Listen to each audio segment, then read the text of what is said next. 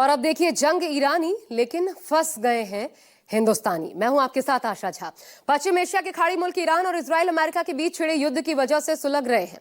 Israel के बारूदी हमलों का जवाब ईरान अपनी मिसाइलों और ड्रोन अटैक्स के जरिए दे रहा है, लेकिन इस बीच लाखों की संख्या में भारतीय खाड़ी मुल्कों में फंसे हुए और भारत सरकार से उनके सुरक्षित वतन वापसी की गुहार लगा रहे हैं। देखिए रिपोर्ट। पश्चिम एशिया में छिड़ी जंग, 96 लाख भारतीय हो रहे दंग।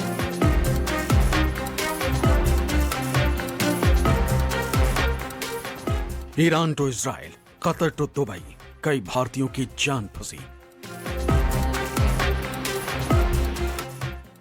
एयर स्पेस बंद, कई फ्लाइटें रद्द, घर वापसी का लोगों के सामने संकट।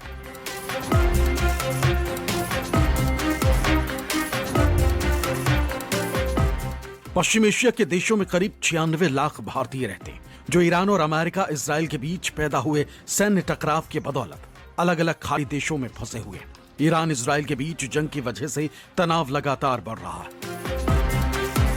युद्ध के बीच जहां खाड़ी देशों से लोगों की वापसी होने लगी, तो वहीं अब भी लाखों भारतीय ईरान, इजराइल, दुबई, कुवैत और कतर जैसे देशों में फंसे हुए हैं। वैसे अब तक खाड़ी देशों से करीब 10,000 भारतीय लौट चुके हैं। इसमें ईरान से करीब 3,000 भारतीयों को विशेष विमान से भारत लाया गया। कुवैत से करीब 2,500 भारतीय लौटे। बेरूत से भी 1,500 से अधिक भारतीय वापस लौटे। यूएई और कतर से करीब 3,000 भारतीयों ने वापसी की। 3 मार्च को भी 2,000 से ज्यादा भारतीय वापस लौटे, लेकिन अब भी कई भारतीय हैं जो पश्चिम एशिया के अलग अलग देशों में अलग अलग जगहों पर फंसे, जिससे भारत में उनके परिजन बेहद परेशान हो रहे हैं। यह है मध्य प्रदेश के भोपाल में पीएचडी स्टूडेंट संजय मिश्रा, जो मूल रूप से एमपी के रीवा जिले के रहने वाले हैं। संजय के भाई शैलेंद्र मिश्रा अभी इजराइल में फंसे हुए। वो दरअसल यहाँ रिसर्च स्कॉलर के तौर पर गए हुए थे। संजय अपने भाई को लेकर परेशान। इस दौरान उन्होंने शैलेंद्र से वीडियो कॉल पर बात की और उनका हाल जाना। अभी क्या स्थिति है? अभी तो ठीक है, सब घूम रहे हैं। वो पीछे मेरे देखिए बैठ के वो लोग खा रहे हैं, चेस खेल रहे हैं और स्नैक्स ले रहे हैं। अच्छा बाकी भी तो ठीक है। अच्छा ठीक है। और ज़्यादा दिक्कत तो नहीं है वहाँ? नहीं, दिक्कत नहीं है। तो अभी स्थिति सामान्य है और कोई अटैक भी नहीं हुआ है। अच्छा, तो परसों तो हर दूसरे तीसरे घंटे हो रहा था ना रात में? हाँ, पहले दिन ज़्यादा तीव्रता से हुआ था हमला, लेकिन अभी 2 दिन से भी थोड़ा हाँ ज़्यादा अटैक नहीं हो रहा। ठीक है, तो अभी लैब जाओगे? हाँ, नोएडा में जाऊँगा। इजराइल में फंसे शैलेंद्र मिश्रा ने न्यूज 24 रिपोर्टर विपिन श्रीवास्तव से भी बात की, तो सुनिए उन्होंने क्या बताया। मैं न्यूज 24 से शैलेंद्र, मैं न्यूज 24 से बोल रहा हूँ। क्या है हालात है अभी वहाँ पर? वर्तमान में अभी हालात तो ठीक है। जो हमला हुआ था कल रात में तकरीबन 12:30-1 बजे के बीच में हुआ था, लेकिन तब से अभी कोई हमला नहीं हुआ है और पहले के मुताबिक अभी ठीक है। पहले दिन 2 दिन पहले अटैक ज्यादा हो रहे थे, लेकिन अभी ठीक है। पहले दिन ज्यादा थे। अभी आप लोग कैसे अपने आप को सुरक्षित रख रहे हैं वहाँ पर? हमारे पास जैसे ये बिल्डिंग ना है, बिल्डिंग्स में क्या होता है, बंकर्स है। तो हमको क्या है कि मैसेज अलर्ट मिलता है तकरीबन 10 से 15 मिनट पहले हमको फोन में अलर्ट मिलता है, हाई अलर्ट मिलता है। और हाई अलर्ट मिलने के बाद हम बंकर्स की तरफ जाते हैं और तो सायरन बजता है, तभी हमारे पास 2 से 5 मिनट का समय होता है। तकरीबन हमें बंकर में जाने के लिए 10 से 15 मिनट का समय होता है, तो हम अपने आप को सुरक्षित रखते हैं वहाँ पे। तो आप क्या लगता है आपको अभी वहाँ स्थितियाँ अभी कंट्रोल में कब तक लगता है कि वहाँ पर आप लोगों को सुरक्षित रहेंगे?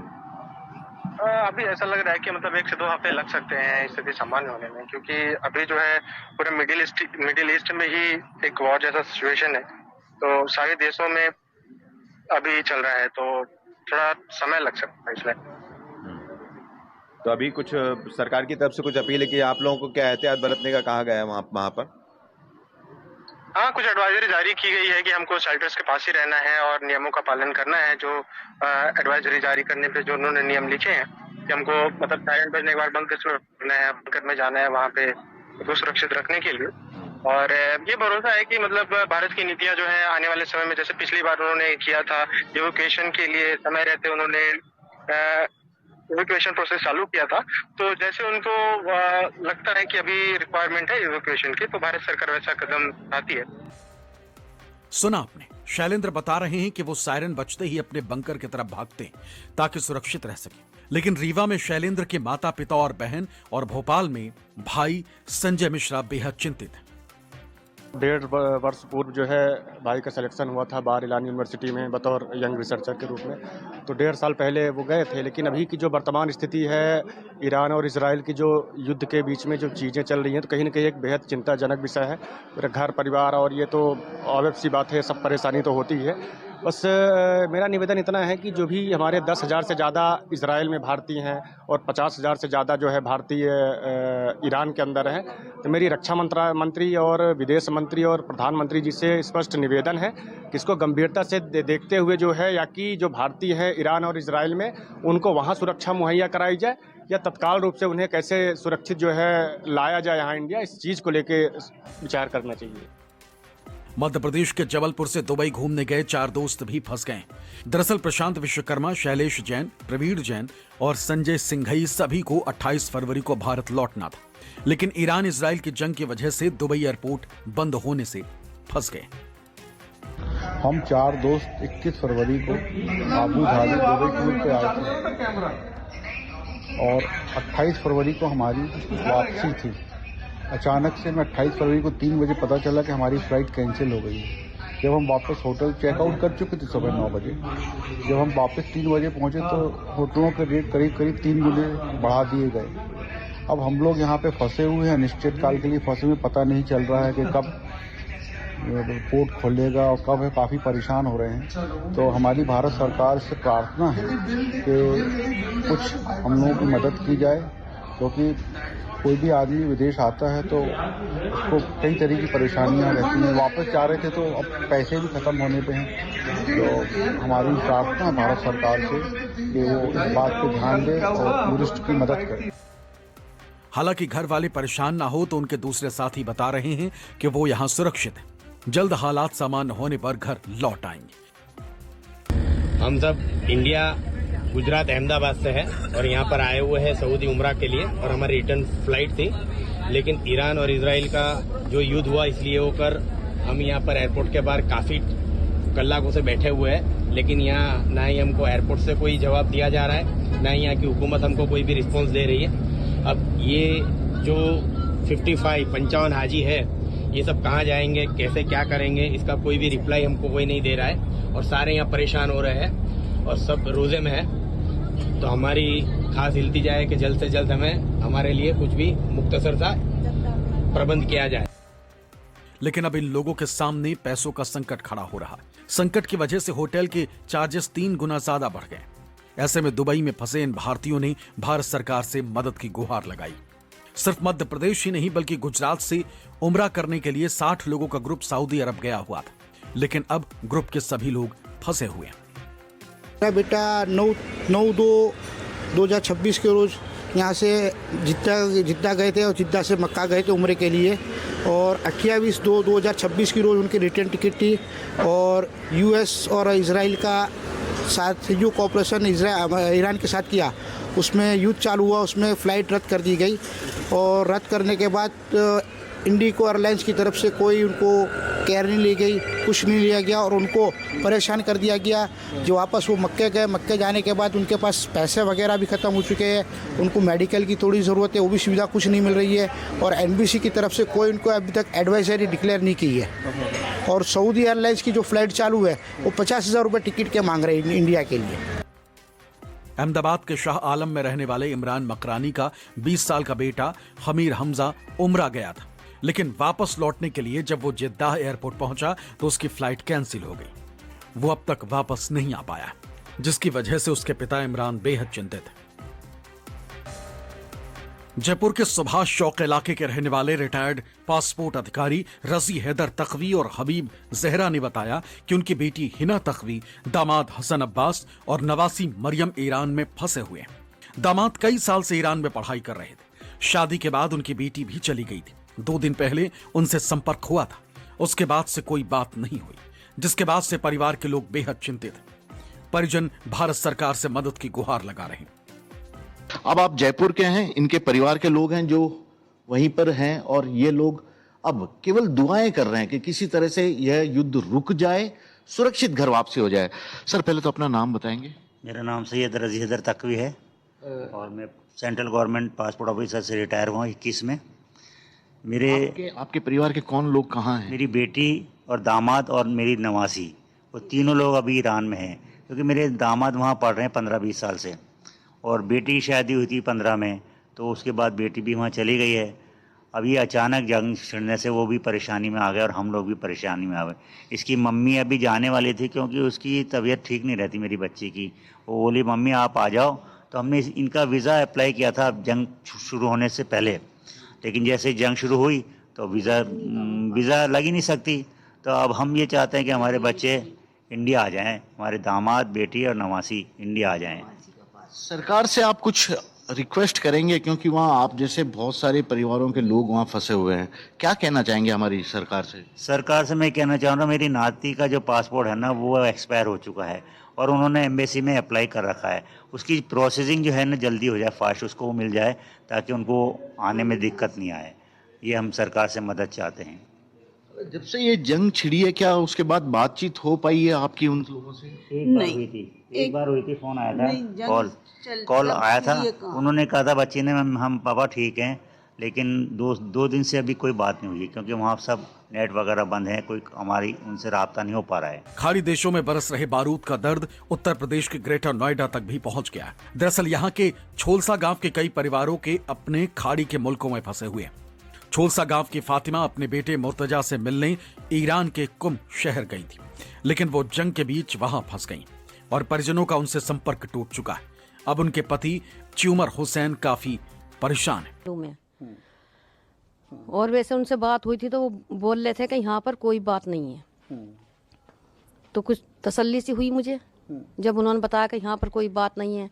वैसे तो झगड़ा हो ही रहा है वहाँ पर। लेकिन आप माँ हैं, माँ है, माँ का चिंता तो बढ़ती होंगी, आंसू आते होंगे आंख से, रोती हैं आप, परेशान होती हैं कि किस तरीके से आप जो है बेटा जो है वो वहाँ पर है, पढ़ाई करने गया और वहाँ हालात ऐसे बने हुए हैं।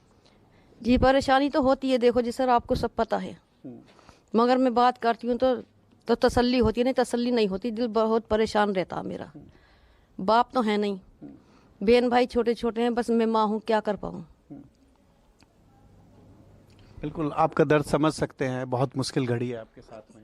जी जी जी परेशान तो हैं, देखो सभी जनता परेशान है, ईरान से इराक, नजफ तक पूरा हिंदुस्तान सब परेशान है। आपकी बेटे से बात हुई तो बेटे ने हिम्मत बढ़ाई, बेटे ने कहा बेटे ने हिम्मत बढ़ाई मेरी कि अम्मी यहाँ पर कोई बात नहीं, हम बहुत आराम और सुकून से हैं, मगर माँ का दिल तो बेकरार होता है औलाद के लिए। लगता है कि कब कहीं ऐसी खबर ना आ जाए। हाँ लगता है बिल्कुल, अल्लाह ना करे कोई खबर ऐसी आवे, बस क्या करें भैया। तो आपकी जब बातचीत हुई तो बातचीत में क्या वो आपसे पूछते हैं, आपको दिलासा देते हैं, क्या आपको लगता है कि वहाँ पे नहीं, कहते हैं कि अम्मी परेशान नहीं होना, यहाँ पर हम सब लोग ठीक ठाक हैं। Every time I have written to a head of state.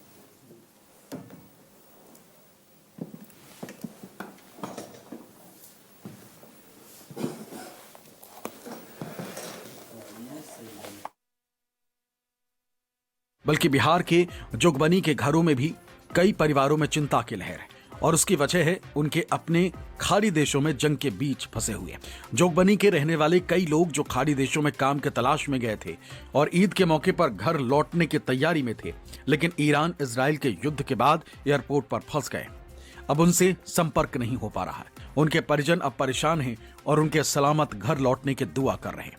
ऐसा नहीं है कि लोग खाड़ी मुल्कों में सिर्फ फंसे ही हुए हैं, बल्कि कई लोग लौट भी रहे। दुबई से आज कई भारतीय मुंबई एयरपोर्ट पर पहुंचे।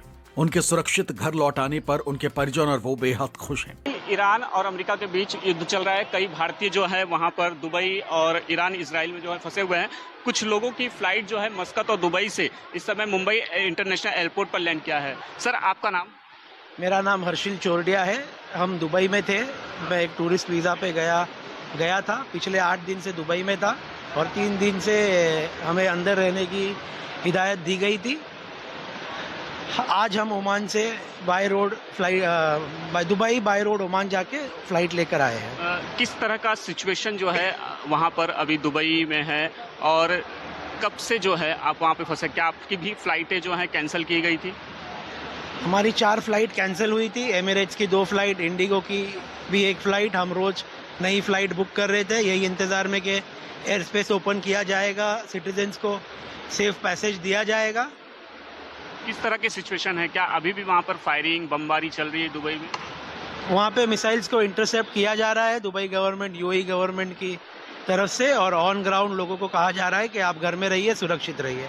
शुक्रिया, हमसे बातचीत करने के लिए। ये लोग थे जो इस समय दुबई में जो फंसे हुए थे और मस्कत के रास्ते घर वापसी कर रहे हैं, क्योंकि आज होली का त्यौहार है और इनके वापस मुंबई आने के बाद जो है परिवार के जो सदस्य हैं वो मुंबई एयरपोर्ट पर मौजूद हैं और अपनों का इंतजार जो है वो कर रहे हैं। ये वो लोग हैं पिछले कई दिनों से जो टूरिस्ट वीज़ा पर दुबई गए हुए थे, लेकिन हालात जो है इतनी तेज़ी से वहाँ पर बदले कि कई फ्लाइट्स जो है उनकी कैंसिल हुई है। हम आपको तस्वीर दिखाना चाहेंगे मुंबई एयरपोर्ट पर। आप देख सकते हैं कि कई इंटरनेशनल फ्लाइट्स जो हैं वो इस समय मुंबई एयरपोर्ट पर आ रही है। रात को 8-8:30 बजे जो है बहरीन से जो गल्फ एयर जो है वो लैंड करने वाली, इसके साथ साथ मस्कत की फ़्लाइट आई है। दुबई से जो फ़्लाइट है वो भी मुंबई एयरपोर्ट पर जो है वो लौटी है।